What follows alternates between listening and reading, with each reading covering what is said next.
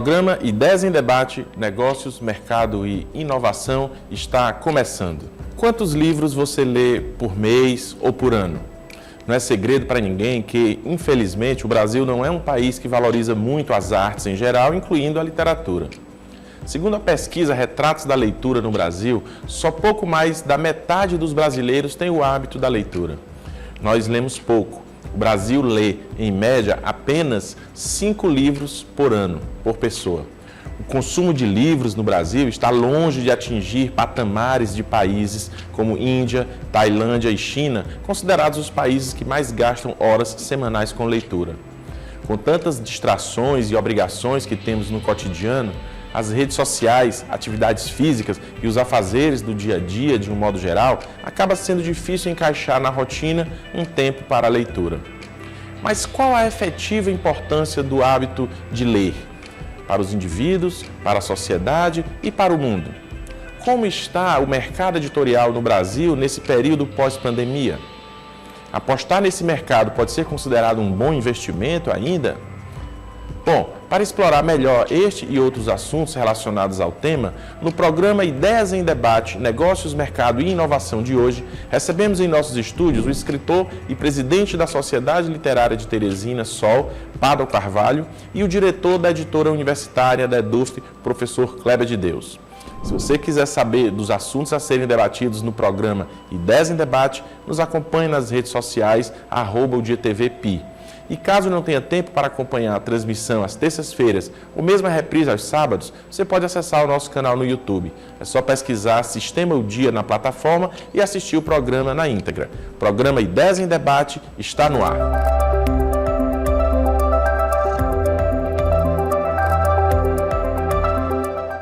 No programa de hoje, recebemos o escritor e presidente da Sociedade Literária de Teresina, SOL, Pádua Carvalho, e o diretor da editora universitária EDUF, professor Dr. Kleber de Deus. Sejam bem-vindos e eu já queria iniciar falando de uma pesquisa que foi realizada pela Universidade de Sussex no Reino Unido e que indivíduos, pessoas foram analisadas enquanto liam. E o experimento demonstrou a redução de até 68% do nível de estresse, diminuição da frequência cardíaca, tensão dos músculos durante essa atividade da leitura. Além desses benefícios apontados, a gente sabe de um modo geral, mas qual a importância ou que outros benefícios o hábito da leitura traz para os indivíduos, para a sociedade, para o mundo? Sejam bem-vindos. Obrigado, Campelo. Campelo, essa é uma questão central, sempre foi e jamais deixará de ser. Então, quanto mais se lê, mais se tem conhecimento sobre os mais variados temas. E, no momento atual, se você, uma pesquisa dessa como você cita, o que ela demonstra? Exatamente essa capacidade que o indivíduo tem de perceber e interagir o que acontece no mundo, não apenas no seu microespaço em que ele está situado. Então, se ele consegue absorver e interpretar um texto corretamente, e aí tentar contextualizar, nós estamos falando de um país desenvolvido, de uma cidade onde tem um padrão altíssimo de IDH e de desenvolvimento econômico. O contraste com os nossos países é assustador. Então, certamente, a leitura possibilitará o indivíduo, ou os indivíduos que assim leem com a frequência habitual, de perceberem essas novas mudanças e até de reagir a determinadas tendências que poderiam paralisar uma determinada interpretação do que fosse um ato puramente mecânico, e perceber essas diferenças interfaces com a realidade social, política, econômica, e cultural e artística. Então, isso é fundamental, a leitura. Então, sobretudo para a gente não perder uma coisa, se resgate a nossa cultura clássica, né? Dos gregos, as grandes, a filosofia, a literatura, que nós estamos perdendo, né? Com essas novas tecnologias, tem esses novos avanços. Entretanto, o que a gente percebe é que o nível de leitura, que agora falando dos nossos casos, ou do nosso caso, é cada vez menor. A pandemia diminuiu de maneira assustadora isso. Eu percebi isso notadamente durante o período da pandemia e pós-pandemia, né? As pessoas estão deixando de ler cada vez menos o livro impresso e cada vez mais se dedicam a ler certos trechos de textos que são digitais. E é evidente falta a compreensão total da problemática que é abordada. Imagine para você interpretar um livro de literatura ou qualquer um livro lendo apenas um texto ou um fragmento de um texto. Isso é algo que a gente percebe, né? As pessoas estão, às vezes, se adequam ou se apegam a ler resumos unicamente, sem ler o contexto geral, sem entender de fato a obra. E o que o senhor diz em relação a isso aí? De fato, eu endosso tudo que o caro amigo falou. Lembrando que na Europa as pessoas têm o hábito, né, o costume de ir para as praças e levarem um livro para ler. Uma coisa rara, você não vê isso no Brasil. Então aí a gente tem esse percentual de leitura individual ser entre 3 a 5 livros por pessoa anualmente aqui no Brasil. Considerando que os avanços tecnológicos possibilitam você a todo e qualquer lugar deixar, inclusive, o livro físico de lado, né, e acessar os aplicativos que dispõem a leitura, então é muito mais fácil. Mas é raro você ver na fila de banco ou no saguão de aeroporto alguma pessoa lendo alguma obra, certo? Geralmente está escutando música. E essa questão de você levar o livro para uma praça, que a pesquisa aponta na questão do desestressar, certo? No nosso mundo, principalmente, em que as coisas são muito rápidas e você quer economizar tempo, você está sempre correndo contra o tempo, então você não quer perder tempo lendo uma obra de 500 páginas, de 200 páginas, você quer um resumo, tá certo? Você quer ser o mais rápido possível para aproveitar melhor o seu tempo. E aí nós vemos que nessa questão em si, você, na maioria das vezes, não retém o conhecimento necessário para aumentar a tua riqueza vocabular, por exemplo, para você poder comentar ou narrar determinado fato, certo? Em análise com os problemas do dia a dia. Para você ter uma ideia, as pessoas não querem mais ver nem o noticiário dos jornais. Outro dia eu vinha comentando com a minha esposa no carro que uma das profissões que sumiu, que a gente via muito no amanhecer do dia aqui em Teresina, eram jornaleiros vendendo jornais nos sinais de trânsito. E isso desapareceu, porque o interesse pela leitura está cada vez menor. Então, é um esforço muito grande das livrarias, dos autores escreverem os livros, e as grandes editoras, elas já delimitam para você o que você tem que escrever. Histórias fantásticas, histórias curtas, com finais felizes e coisa do tipo, a menos que seja um nicho muito diferenciado. Então, nós temos aí esse desafio a ser vencido, fazer os leitores voltarem a folhear os livros, né? Porque a vantagem... É aí que a gente pergunta justamente isso, professor Cléber também, por que que isso acontece com o brasileiro? Por que outros países cultivam esse hábito da leitura mais do que o brasileiro, por exemplo? Por que o brasileiro lê pouco? Campelo, aí é sobretudo o padrão socioeconômico, né? Não há como a gente descartar isso. E sobretudo o número de bibliotecas, a experiência que a gente que tive lá na Europa, é gritante, né? Você tem bibliotecas, uma biblioteca tem 1.200.000 livros, por exemplo. Então você está do lado aqui, tem outra biblioteca gigantesca. E isso, sim, nós não temos essa tradição, nós ainda não resolvemos ainda. O nosso contexto federativo ele é muito difícil nesse aspecto, porque ainda nós temos problema de analfabetismo no nosso país. Eu digo assim, olha, enquanto esses países já resolveram esses problemas, vamos dizer assim, básicos, elementares ou estruturais, nós ainda não. Então, aí tem a ver com uma questão diretamente ligada a essa, a questão socioeconômica, o poder aquisitivo. Se o indivíduo vai gastar seu salário para suprir as necessidades básicas elementares, sobretudo de sobrevivência, como é que ele vai destinar aquela compra para um livro? Tá? E esse é um ponto. Então, mesmo com a introdução das novas tecnologias, essas pessoas lá leem mais, porque já tem um treinamento prévio e esse treinamento é reforçado. E é reforçado paulatinamente que essas novas tecnologias de TI são introduzidas. E nós ainda, como é que nós vamos acompanhar esse ritmo? Isso é um dilema, ou será um dilema, vem se constituindo um dilema contínuo para todos nós, para os diversos países, vamos chamar assim, do chamado terceiro mundo. Nós não temos ainda essa tradição. Então, desse ano, eu diria cada vez menos, não só a gente perde a capacidade interpretativa, analítica, e nós não vamos ler mesmo cada vez menos e entender cada vez menos. E aí passa-se a observar apenas os memes, né? Eu acho que costumava dizer, olha, Qualquer coisa é a memificação de qualquer coisa, né? Um meme que diz tudo, você tem que interpretar um meme que às vezes é uma bobagem, uma tolice sobre o assunto, né?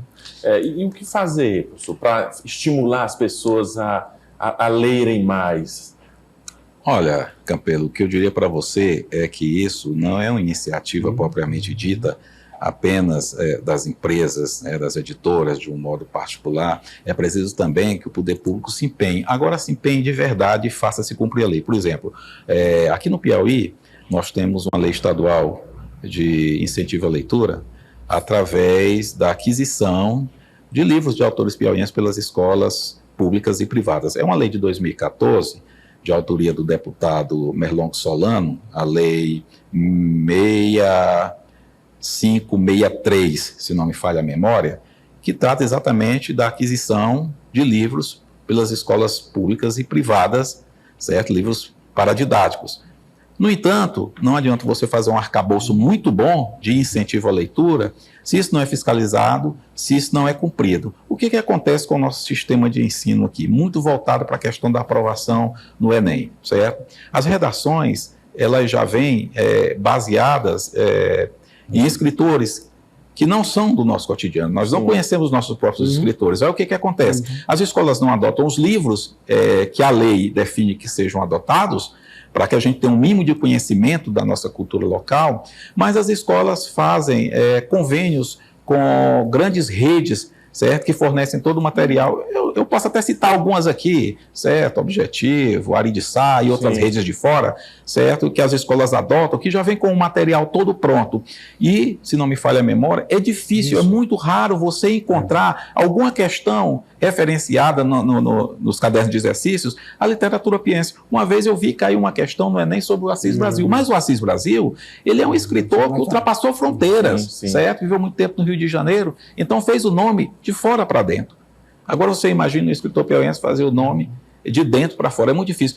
No Brasil, o professor pode me corrigir se eu estiver errado, se você é um escritor que vende 200 mil exemplares de livro, você é um best-seller nacional. Quem chega a isso? Poucas pessoas chegam a isso.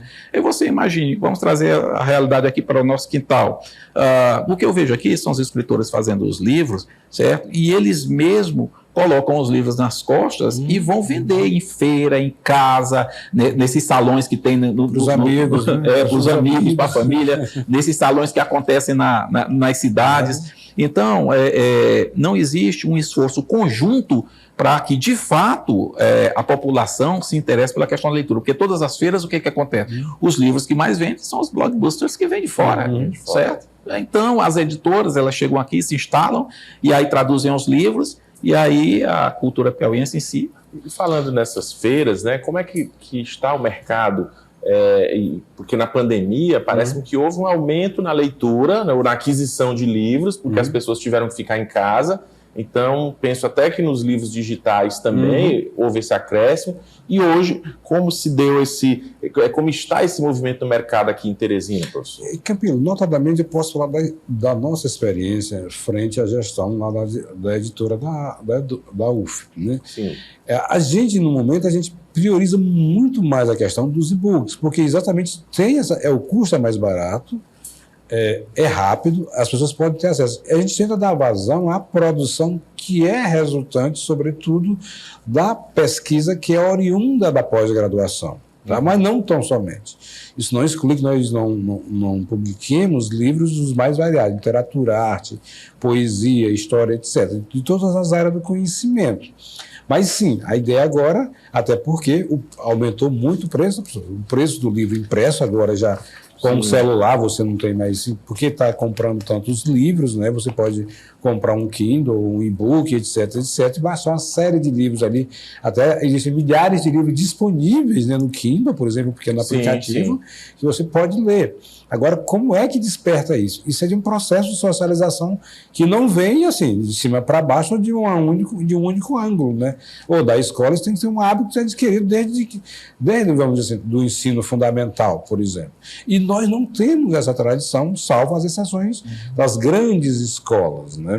E isso reflete, sim, na formação das pessoas e de não adquirirem esse hábito de leitura. Por isso que é cada vez menor. Eu digo, se você vende 500 livros, eu digo até mais, professor, já é um best-seller, né? 500 livros já é uma coisa absurda. O escritor e presidente da Sociedade Literária de Teresina, Sol, Pablo Carvalho, e o diretor da editora universitária da EDUFP, Kleber de Deus. E a gente estava falando aqui até nessa temática, e a hashtag BookTok se popularizou bastante dentro do aplicativo TikTok. E é atualmente um fenômeno na plataforma, cativando milhões de usuários com indicações de livros, resenhas e conteúdos sobre literatura. Como vocês avaliam esse espaço no meio digital que tem impulsionado a leitura e a compra de livros, né? Já que é isso que a gente também está tratando aqui, sobre como incentivar as pessoas a lerem mais. Vocês acham que esse modelo de divulgação ele é um modelo válido? Olha, Campelo, eu acredito que qualquer ferramenta que ajude as pessoas a adquirirem mais conhecimento, a lerem mais, é válida. Agora, cada um dentro da sua área de atuação. Eu vou citar um exemplo para você. Quando eu era estudante, certo, do ensino médio, naquele tempo a gente chamava de ginásio, né? 8ª série, 5ª série, eu nunca tinha visto na minha vida um escritor.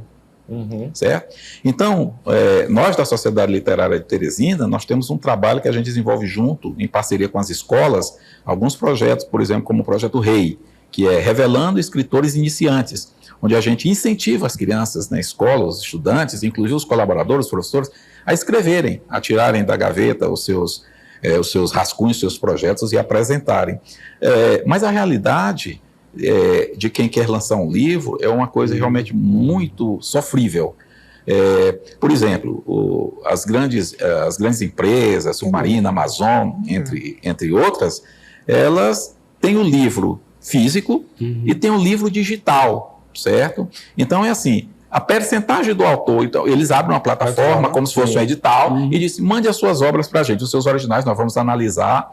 E aí eu tive uma experiência essa semana, e você manda os seus originais, eles fazem o livro físico on demand, alguns deles, né, sob demanda, e as outras não, as grandes, elas fazem uma tiragem, colocam lá, e automaticamente elas já dão o livro virtual, também, que ela coloca nas plataformas dela. Então, um livro que de um autor que você compra aqui por R$75, R$80, eles podem vender lá por 40.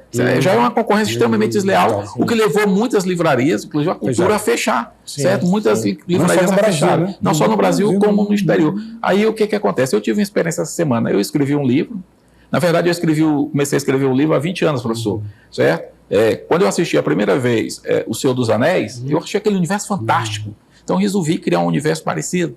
Minha filha tinha 1 ano, ela hoje está com 22, formando aí e tal, e eu consegui concluir o livro. O livro tem 600 páginas. Então eu pedi um orçamento das gráficas locais, ficou algo em torno de 28 mil, é muito caro para você fazer. E aí eu digo, não, vou pedir orçamento de São Paulo, aí veio os orçamentos, 44 mil, 38 mil, e aí eu digo, vou tentar mais uma saída, professor, vou mandar o meu livro para as editoras avaliar, só que o livro está completamente pronto, capa, correção, diagramação, e ele disse, não, você manda os originais e a gente faz tudo aqui. Eu digo, sim, mas para queimar etapas do processo como é?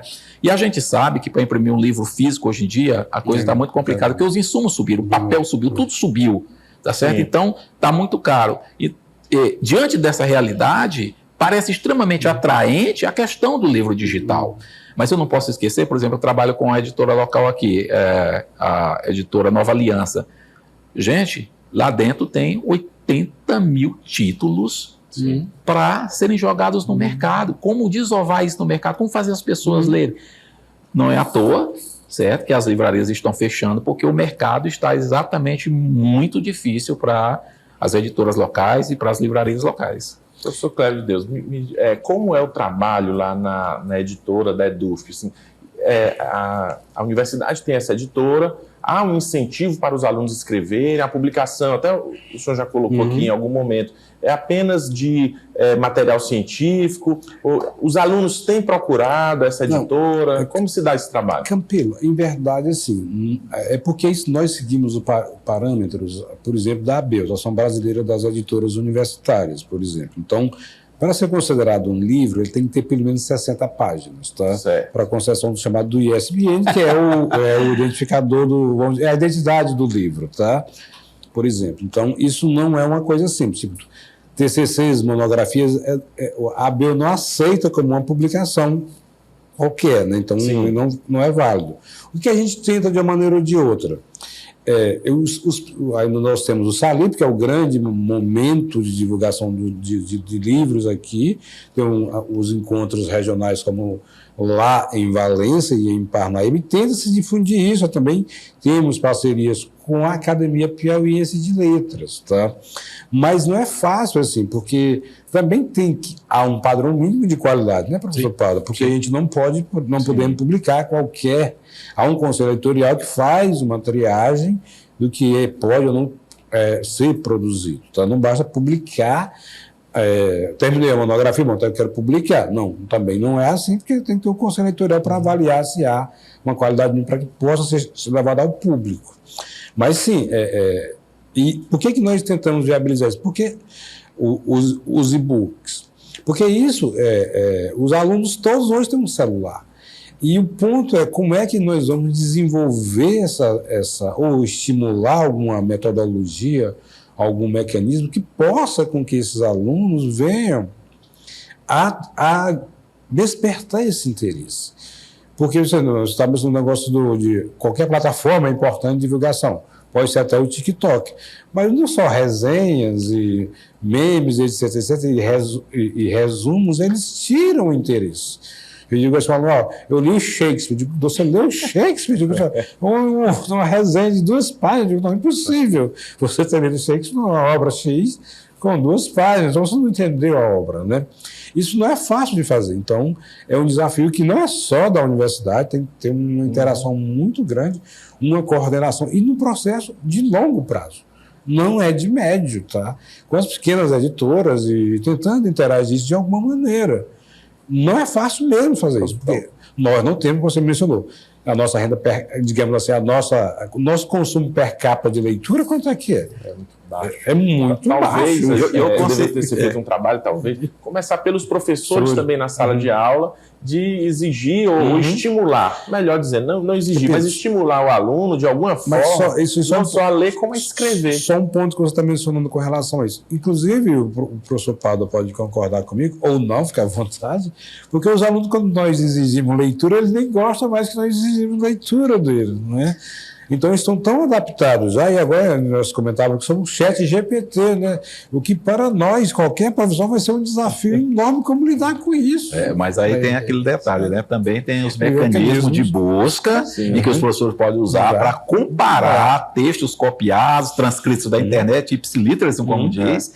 Mas eu considero o desafio do professor muito maior, porque, assim, sendo a editora, né, da UFP, uma editora centrada, vamos dizer assim, ou tem, vamos dizer assim, o seu forte em teses, mestrados, estudos e pesquisas. Mas um público específico. Um público extremamente específico, tá entendendo? Então é um desafio muito maior. A gente que tem uma abertura maior de mercado, com livros de nichos diferenciados, romance, ficção, terror e contos e outras narrativas, a gente já sente essa dificuldade na pele. Imagine a literatura acadêmica. Dando continuidade com o escritor e presidente da Sociedade Literária de Teresina, Sol, Pada Carvalho, e o diretor da editora universitária EDUFP, professor Kleber de Deus.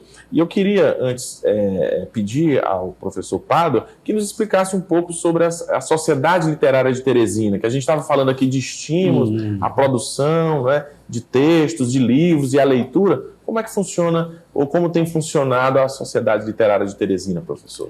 Bom, a Sociedade Literária de Teresina foi uma ideia que surgiu em 2016 entre alguns professores universitários de faculdade, né, que chegaram a me convidar para compor esse quadro. Então, nós éramos muito apaixonados pela literatura, ainda somos, né? Embora não tenhamos mais a composição original dos fundadores, mas, assim, a gente congrega um quadro de grandes escritores.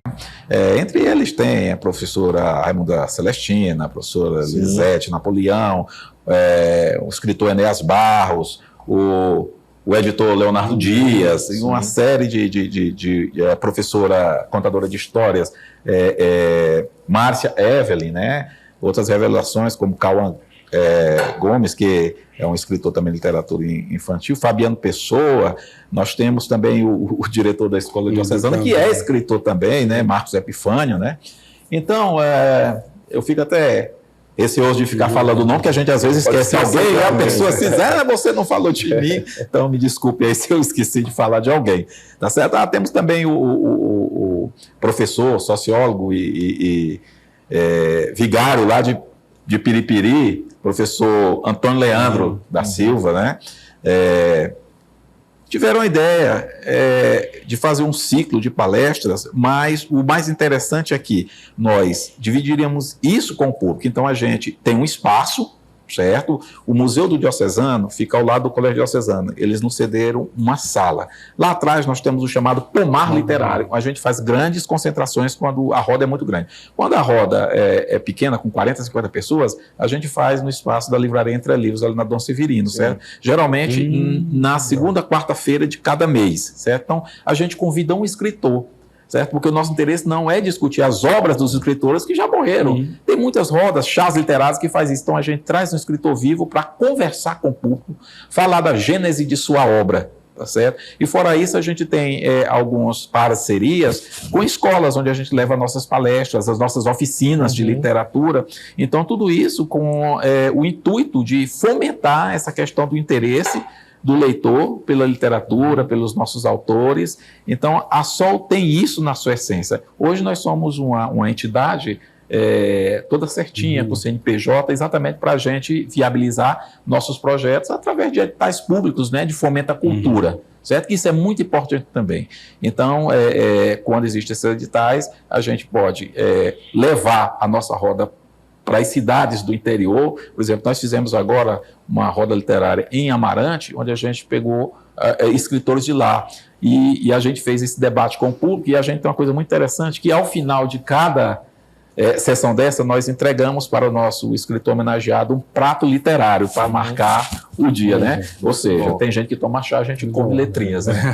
Professor Kleber, a gente vê que tem ainda gente produzindo, né? De qualquer forma, mesmo com as dificuldades. E aí eu queria perguntar assim, quais são os desafios do mercado literário atualmente, tanto para essas pessoas que escrevem, quanto para quem comercializa livros? Eu acho que, Norberto, o grande desafio, Pablo, é, de fato, essa divulgação e atrair o público.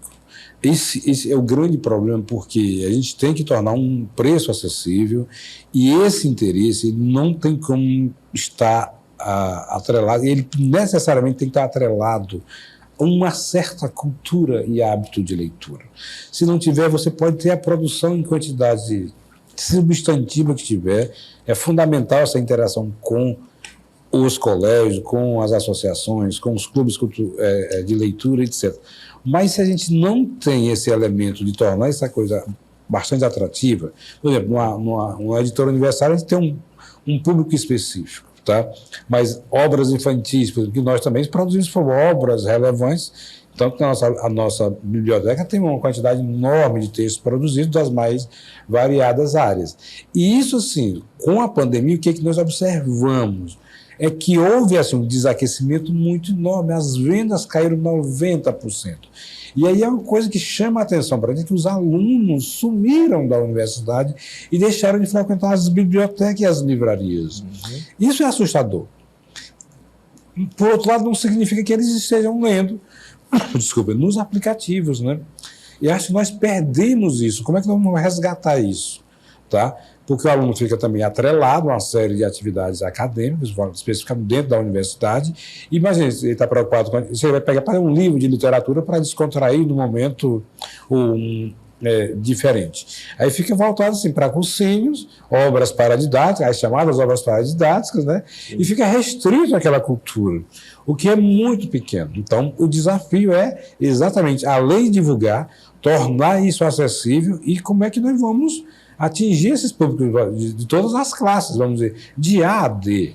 Isso não é simples de fazer, porque existe uma logística, e aí tem que estar governo, sociedade, mercado, as instituições as mais variadas. E escritores em quantidade substantiva. O problema é como é que se atrai, tá? Isso não é uma tarefa fácil, não é só aqui, é em qualquer lugar que tenta produzir cultura, né? Talvez se deva ter realmente esse trabalho, né, de toda a sociedade, de paz, né, porque senão as pessoas elas vão ficar unicamente voltadas naquele mundo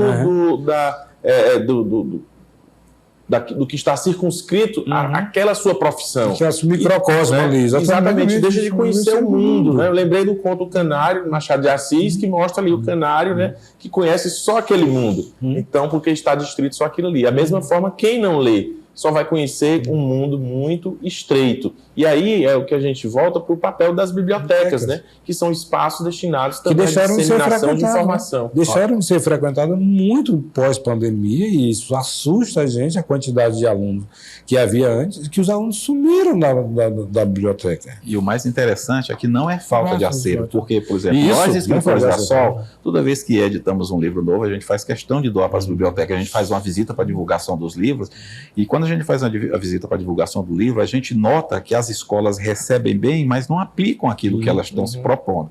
Então, quando você fala do mercado editorial, aí você diz assim, olha, as pessoas hoje querem coisas rápidas, o prazer rápido, vamos dizer, uma balada, tomar uma cerveja, né, e tal. E aí você gasta R$100 facinho na noite, mas um livro de R$40, eu vou dar um exemplo desse livro. Esse é um livro que eu escrevi, Crispim, Rios de Desesperança, é uma abordagem completamente nova sobre a lenda do Cabeça de Cuia. O que tem envolvido nesse livro para ele custar R$40, R$45? Emprega um monte de gente.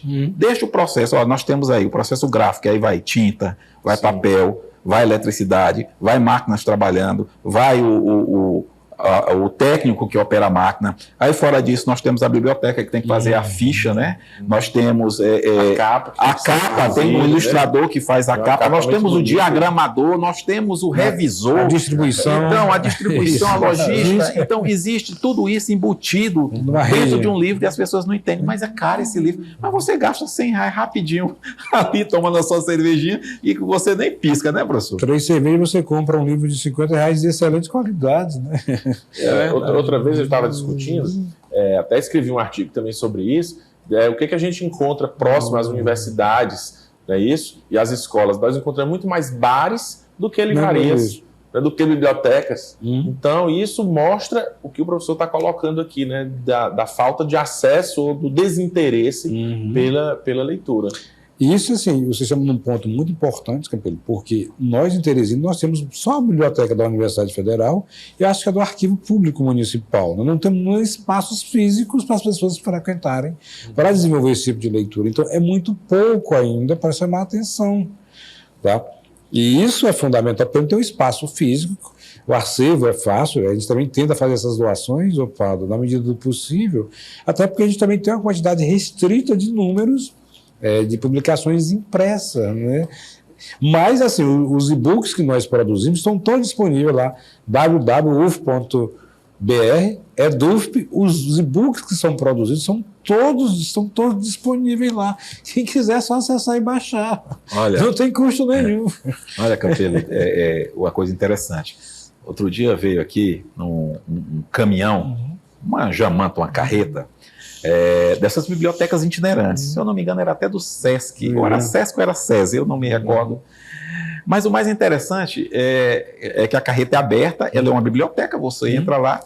E aí eu cheguei para as pessoas e disse que queria doar alguns livros meus. A resposta que eu tive nós não temos espaço, nós não estamos recebendo. Para você ver como a saída é difícil de livros. Tá certo? Então, eu acredito que tem que ter mais programas de incentivo à leitura, mais iniciativas que percorram o nosso estado, porque, assim, a capital, você tem muito acesso. Lá em Parnaíba, por exemplo, nós não temos uma livraria para colocarmos nossos livros à disposição. Lá, o professor, por exemplo, o escritor Enéas Barros, tem mais de 24 obras publicadas, deixa os livros dele numa banca de revista, você acredita? E nós temos a Academia Piauiense, a Academia Paraibana de Letras, temos a própria Universidade do Delta do Parnaíba, que poderia... E você pontos, de dispersão de cultura. Eu penso que hoje, o senhor colocou, o professor falou do SESC, né? Nós também estamos lá no SESC, e o SESC, se tiver livros para doar para as nossas bibliotecas, para as bibliotecas do SESC, que tem bibliotecas em todo o estado do Piauí, talvez seja hoje a empresa que mais tem bibliotecas. Inclusive lá em Parnaíba foi inaugurada uma biblioteca trem, biblioteca vagão, muito bonita a biblioteca lá, que pode ser visitada, e tem uma carreta do SESC, que é a Bibliosesc, que vai às escolas públicas, e lá é feito todo um trabalho com os alunos, de estímulo, de incentivo à leitura. É um trabalho também que os professores poderiam conhecer dessa carreta do SESC. E diante dessa que você coloca, Campelo de Pádua, eu já deixo aqui um convite para vocês. Podemos organizar um evento onde podemos divulgar. Há muitos trabalhos, me comprometo a doar, naturalmente tenho que pedir autorização da universidade, doar livros de literatura, de história, de cultura piauiense, para que nós possamos fazer um grande evento no SESC. Sim, olha aí. Para isso aí, para vamos conversar, professor Kleber, e combinar. Combinar, fazer um evento para as pessoas digam, olha, fazer um preço acessível, R$5, R$10, não é possível que não queira R$10. Nas nossas rodas literárias, a gente sorteia livro para os presentes. Às vezes a gente nem sorteia. A gente dá livro para todos os presentes. Aí é pelo menos para o custo, né? De deslocamento, né? Para levar, né? Fora que... Não é para o intuito de... Fora que também a questão do incentivo da leitura tem que começar pequenininho. Então nós também temos uma roda literária infantil, chamada Raio de Sol, que é conduzida pela professora Márcia Evelyn, né? Que ocorre no último sábado de cada mês na livraria. Aí lá parou um pouco por causa da pandemia, mas já voltou. Muitas crianças realmente, e geralmente é um papo com a escritora de literatura infantil. Muito bom, pois vamos planejar isso aí, que é mais um estímulo à leitura, né? Mas, infelizmente, o programa Ideias em Debate está chegando ao seu fim, mas antes aqui de passar a palavra aos nossos entrevistados para que façam suas considerações finais, você confere agora uma agenda com os principais eventos do segmento empresarial no Piauí. No dia 19 de abril, o Sebrae oferta de modo presencial, a partir das 4 da tarde, a palestra 10 Passos para Gerenciar a Sua Rede Social com Sucesso. Através dessa oficina, o empreendedor vai aprender a gerenciar as suas redes sociais de forma mais organizada e estratégica, a fim de conquistar novos públicos e garantir ainda mais vendas. No dia 24 de abril, acontece em Timon o workshop Comunique-se Bem e Venda Mais. O evento é exclusivo para mulheres e promete trabalhar a comunicação como estratégia de vendas. Nesse encontro, as participantes terão a oportunidade de aprender a usar uma comunicação assertiva no processo de vendas, além de estratégias de alto impacto para datas comemorativas, garantindo sucesso em seus negócios. Agora que você já conferiu a nossa agenda, passo a palavra para que os nossos entrevistados, né, que podem fazer as suas considerações finais. Pena que o tempo foi muito curto, né? Tem muito assunto para se conversar, mas fica aí para uma outra oportunidade. As considerações finais aqui dos professores, que eu já agradeço muito pela visita aqui ao nosso programa. Eu que agradeço, Campelo, pelo honroso convite e estou aqui à disposição para que nós possamos colaborar com essa ideia de divulgarmos a cultura piauiense, o que é produzido em termos de produção não só científica, mas literária, artística e cultural, e incentivar isso nos mais diversos ciclos que nós possamos. Isso é fundamental. Então, acho que esse é um programa bastante importante, um meio a mais, né, de divulgação, e buscarmos essa interação com as nossas instituições, que são os polos propagadores da difusão da cultura em nosso estado. Muito bem, professor. Bom, o que eu faço é, Campelo, um convite a você que está nos vendo, que está nos ouvindo, vá às bibliotecas. Eu, por exemplo, quando era criança, frequentava muito biblioteca porque eu não podia comprar livro, eu estudar na biblioteca porque tinha livro lá à disposição. Então, vá às bibliotecas, vá às livrarias, você vai descobrir um mundo fascinante.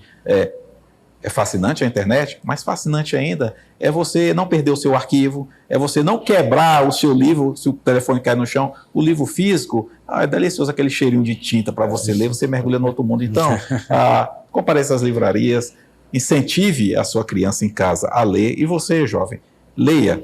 Se você disser, eu li um livro, pelo menos em 2 meses, eu já vou ficar extremamente feliz. Eu lia muito mais quando era estudante universitário. Agora eu pesquiso muito mais do que leio livros, né? Então, porque eu tenho que escrever livros. Então, é isso.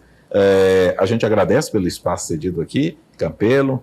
É um prazer conversar com o professor Kleber. E estamos à disposição. A Sociedade Literária se coloca à disposição do público piauiense para dúvidas. A gente tem um site lá, é só procurar a Sociedade Literária, só Instagram, Facebook, ou nos visite lá nas quartas-feiras, é aberta, a nossa reunião é aberta para todo mundo que quiser chegar lá a partir das 7 horas da Entre Livros. Ok, obrigado, agradecemos aqui aos nossos convidados e à sua audiência, e convidamos você a participar também da nossa produção através das redes sociais, @o Dia TV Pi, e do WhatsApp 869-9911-2111. Você pode sugerir pautas também e nos enviar feedback dos assuntos aqui discutidos. Acompanhe também a reprise do programa todo sábado, das 9 às 10 horas da manhã. Caso não tenha tempo para acompanhar a transmissão às terças-feiras, ou mesmo a reprise aos sábados, você pode acessar o nosso canal no YouTube. É só pesquisar Sistema O Dia na plataforma e assistir o programa na íntegra. Um abraço e até o nosso próximo programa.